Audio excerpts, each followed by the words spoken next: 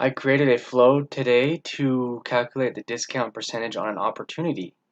So here we have, it's an auto launch flow. It's going to get the records and then it's going to decide.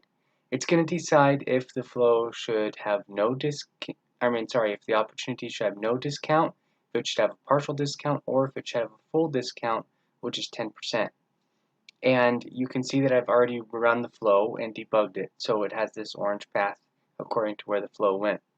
Now in this flow, it didn't find any opportunity records, and so it said that it needed to be no discounts. No discounts applied.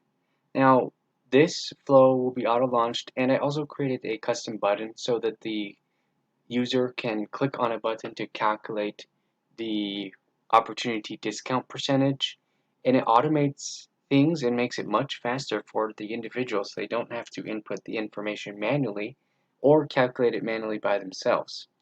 This flow will automatically choose the discount percentage based off of what's going on in the opportunity.